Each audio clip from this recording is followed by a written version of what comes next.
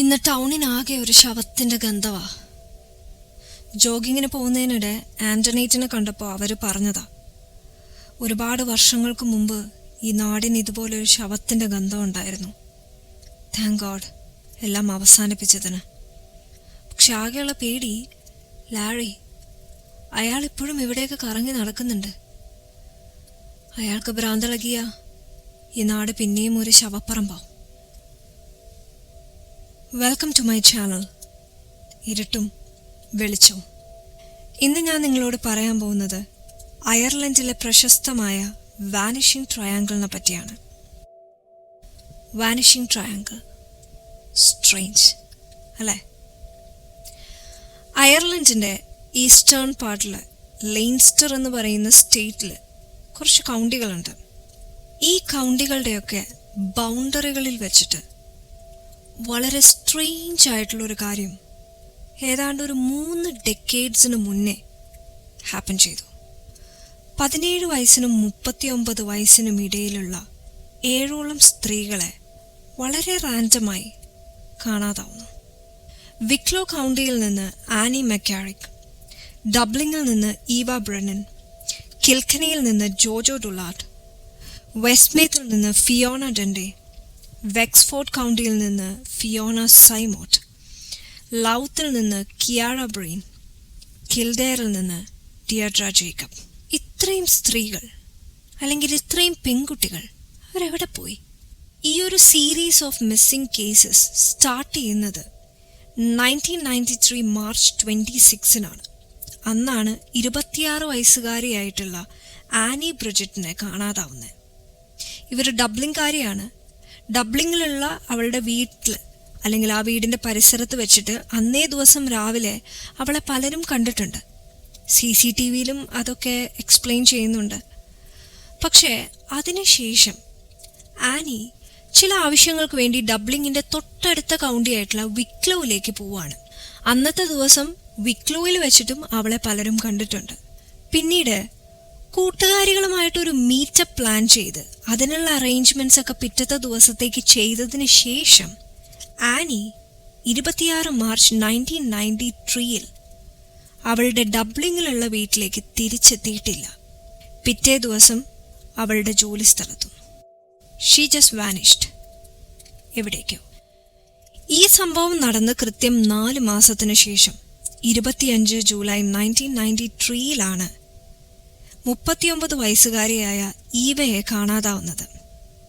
ഈവയെ കാണാതാവുന്നത് ഡബ്ലിങ്ങിൽ വെച്ചിട്ടാണ് എന്ന് പറഞ്ഞാൽ ആനിയെ കാണാതാവുന്നതിൻ്റെ ഏകദേശം അടുത്തുള്ള ഒരു സ്ഥലത്ത് വെച്ചിട്ട്. ഈവ ഡബ്ലിംഗുകാരിയായിരുന്നു.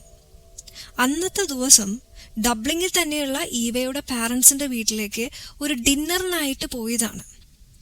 ഈ സംഭവം നടക്കുന്ന സമയത്തൊക്കെ ഒരു ഡിപ്രഷൻ ഫേസിൽ കൂടെയായിരുന്നു ഈവ കടന്നു പോയിക്കൊണ്ടിരുന്നത്. അപ്പോൾ അന്നത്തെ ദിവസം ഈ ഡിന്നറിന് ശേഷം ഈവ അവളുടെ പാരൻസുമായിട്ട് ചെറിയൊരു ആർഗ്യുമെൻറ്റിൽ പെടുകയും വളരെ ദേഷ്യത്തോടെ തിരിച്ച് അവളുടെ വീട്ടിലേക്ക് പോവുകയാണ് എന്ന് പറഞ്ഞ് പാരൻസിൻ്റെ വീട് വിട്ടിറങ്ങുകയും ചെയ്തു. പിന്നീട് 2 ദിവസത്തിന് ശേഷവും ഈവയെ പറ്റി യാതൊരു വിവരവുമില്ല. അത്രമാത്രം വലിയ ഫൈറ്റൊന്നും നമ്മൾ തമ്മിൽ നടന്നിട്ടില്ലല്ലോ, പിന്നെ എന്തുകൊണ്ടാണ് ഈവ നമ്മളെയൊന്നും വിളിക്കാത്തത് എന്നുള്ള അവളുടെ അച്ഛൻ്റെ ഒരു കൺസേൺ കാരണം ഈവയുടെ അച്ഛൻ അവളെ തിരക്കി അവളുടെ വീട്ടിലേക്ക് പോവുകയാണ്. റിപ്പീറ്റഡായിട്ട് കോളിംഗ് ബെൽ അടിച്ചിട്ടും ഈവ വാതിൽ തുറന്നില്ല.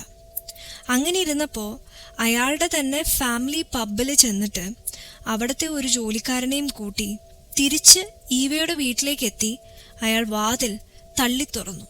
അകത്ത് കയറിയ ഈവയുടെ അച്ഛന് ഒരു കാര്യം മനസ്സിലായി, ഈവ അന്നത്തെ ഫൈറ്റിന് ശേഷം വീട്ടിലെത്തിയിട്ടുണ്ട്. കാരണം അന്നേ ദിവസം അവൾ യൂസ് ചെയ്തിരുന്ന ജാക്കറ്റ് അവിടെ ആ വീട്ടിൽ കിടക്കുന്നുണ്ട്. പക്ഷേ കഴിഞ്ഞ 2 ദിവസമായിട്ടും ഈവ ആ വീട്ടിൽ താമസിച്ചതിൻ്റെ യാതൊരു ലക്ഷണവും അവളുടെ അച്ഛന് കണ്ടുപിടിക്കാൻ കഴിഞ്ഞില്ല. അതിനുശേഷം ഈവ എവിടെ പോയി? No idea. ഇതിനുശേഷം the very next missing case നടക്കുന്നത് ദ നെക്സ്റ്റ് ഇയർ ആണ്, 1994 ജാനുവരി 3. അന്നാണ് 22 വയസ്സുള്ള ഇമെൽഡ കീനനെ കാണാതാവുന്നത് ഡബ്ലിംഗ് സിറ്റിയിൽ നിന്ന് ഏകദേശം ഒരു 158 കിലോമീറ്റർ അപ്പുറം കിടക്കുന്ന വാട്ടർഫോർഡ് എന്ന് പറയുന്ന കൗണ്ടിയിൽ നിന്നാണ്.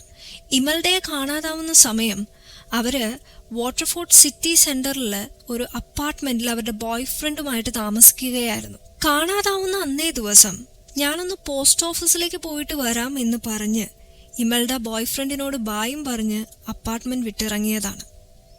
പിന്നീട് അവളെ ആരും കണ്ടിട്ടില്ല. ഇമൽഡയെ അവസാനമായി കണ്ടുവെന്ന് പറയുന്നത് ആ പ്രദേശത്തുള്ള ലോക്കൽ ഡോക്ടറിന്റെ സെക്രട്ടറിയാണ്. അവർക്ക് ഇമൽഡയെ നന്നായിട്ട് അറിയാം. ഈ സെക്രട്ടറിയും അവരുടെ ഫ്രണ്ടും നടന്നു പൊക്കോണ്ടിരിക്കുമ്പോൾ ഇമൽഡ റോഡ് ക്രോസ് ചെയ്ത് എങ്ങോട്ടോ പോകുന്നത് കണ്ടു എന്നാണ് അവര് നൽകുന്ന മൊഴി. അതിനുശേഷം ഇമൽഡ എവിടെ പോയി? 21 വയസ്സായ ജോസഫിൻ ഡുളാർഡിനെ കാണാതാവുന്നത് 1995 നവംബർ 9 ജോസഫിൻ കിൽക്കനിക്കാരിയാണ്. അന്നേ ദിവസം കിൽക്കനിയിലേക്ക് പോവാനുള്ള അവളുടെ ബസ് അവൾക്ക് അൺഫോർച്ചുനേറ്റ്ലി മിസ്സാവുകയാണ്. അങ്ങനെയാണെങ്കിൽ കിൽഡെയറിലേക്ക് പോയി അവിടെ നിന്നൊരു ടാക്സി വിളിച്ച് അവളുടെ വീട്ടിലേക്ക് പോവാം എന്ന് ജോസഫിൻ പ്ലാൻ ചെയ്തു. പക്ഷെ വിധിയുടെ പ്ലാൻ മറ്റൊന്നായിരുന്നു. ഈ കിൽഡെയർ എന്ന് പറയുന്ന കൗണ്ടി ഡബ്ലിങ്ങിനോട് വളരെ അടുത്ത് കിടക്കുന്ന ഒരു കൗണ്ടിയാണ്. അന്നേ ദിവസം ജോസഫിൻ കിൽഡെയറിൽ ബസ്സിൽ വന്ന് ഇറങ്ങിയതും അവൾ കിൽഡെയറിൽ വന്ന് നിൽക്കുന്നതും കണ്ടവരുണ്ട്. പക്ഷെ അതിനുശേഷം ജോസഫിനെ ആരും കണ്ടിട്ടില്ല. ഈ സംഭവത്തിൽ പോലീസിന് കിട്ടിയ ആകെ ഒരു എവിഡൻസ് അന്നേ ദിവസം രാത്രി 11:37 ജോസഫിൻ അവളുടെ ഫ്രണ്ട് മേരിയെ വിളിച്ച് അവളോട് പറഞ്ഞ ഒരു ചെറിയ സംഭാഷണമാണ്. ഇതിലവൾ ലാസ്റ്റ് പറയുന്ന ഒരു കാര്യമുണ്ട്: ഞാനൊരു കാറിൽ കയറാൻ പോവുകയാണ്, അപ്പോൾ ഗുഡ് ബൈ. കാറിൽ കയറിയ ജോസഫിൻ പിന്നീട് എങ്ങോട്ട് പോയി? ആരായിരുന്നു ആ വണ്ടി ഓടിച്ചിരുന്നത്? ഇങ്ങനെ അയർലൻഡിലെ ലെയിൻസ്റ്റർ സ്റ്റേറ്റിന്റെ പല കൗണ്ടികളിൽ നിന്നും 1993 മുതൽ 1998 വരെ മിസ്സിംഗ് ആയിട്ടുള്ള സ്ത്രീകൾ, അവർ മിസ്സിംഗ് ആയിട്ടുള്ള സ്ഥലം ഒരു മാപ്പിൽ നമ്മൾ യോജിപ്പിച്ചു കഴിഞ്ഞാൽ അതിന് ഒരു ട്രയാങ്കിൾ ഷേപ്പാണ്. വെക്സ്ഫോർഡും ഒഫാലിയും ലൗത്തും കോർണേഴ്സായി വരുന്ന ഒരു മിസ്റ്റീരിയസ് ട്രയാങ്കിൾ.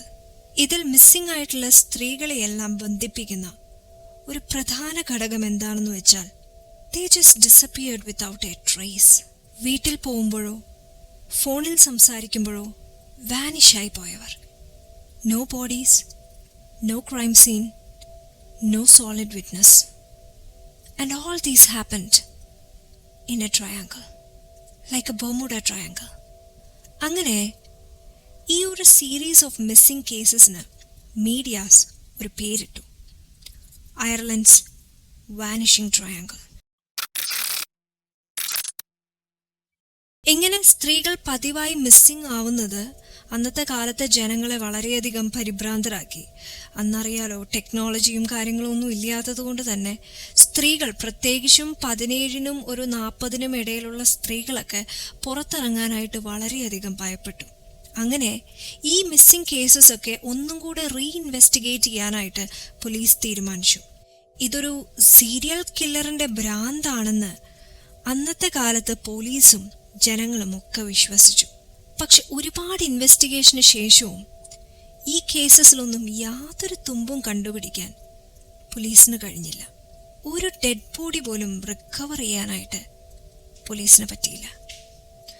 അങ്ങനെയിരിക്കെ ഈ സംഭവങ്ങളൊക്കെ കഴിഞ്ഞതിന് ശേഷം, ഏതാണ്ട് 10 വർഷത്തിന് ശേഷം 2008 അയർലൻഡിലെ സ്ലീഫ് ബ്ലൂ മൗണ്ടെയ്ൻസിന്റെ താഴ്വരയിൽ നിന്ന് അവിടുത്തെ നാട്ടുകാർ പോലീസിനെ ഒരു ചെറിയ മരക്കുരിശ് ഏൽപ്പിക്കുകയാണ്.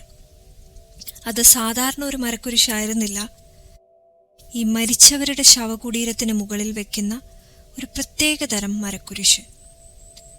അതിലൊരു പേരുണ്ടായിരുന്നു: ഫിയോണ പെൻറ്റ. കാണാതായ സ്ത്രീകളിൽ 5-ാമത്തെ ആൾ. കാണാതാവുമ്പോൾ അവളുടെ പ്രായം 25 വയസ്സായിരുന്നു. മാത്രമല്ല, അവൾ 7 മാസം ഗർഭിണിയായിരുന്നു. കുരിശ് കണ്ടപ്പോൾ പോലീസിന് ഒരു കാര്യം ഉറപ്പായി: ഫിയോണയെ ഈ കുന്നിന്റെ താഴ്വാരത്തിലെവിടെയോ അടക്കിയിട്ടുണ്ട്. പക്ഷെ എവിടെ? ഉത്തരം കിട്ടാത്ത 7 ചോദ്യങ്ങൾ ആ ത്രികോണത്തിനുള്ളിൽ ഒളിച്ചിരിപ്പുണ്ട് 3 ഡെക്കേഡ്സിന് ശേഷവും. അങ്ങനെയിരിക്കെ ഈ കേസിലേക്ക് ഒരു പുതിയ പേര് കടന്നു വരികയാണ്. Larry Murphy. ആരാണ് ലാരി? എന്താണ് ലാരിയും ഈ 7 സ്ത്രീകളുടെ മിസ്സിങ്ങും തമ്മിലുള്ള ബന്ധം? ആ കഥയുമായി ഞാൻ വരാം അടുത്ത ചൊവ്വാഴ്ച. Stay tune. Good night. Sweet dreams.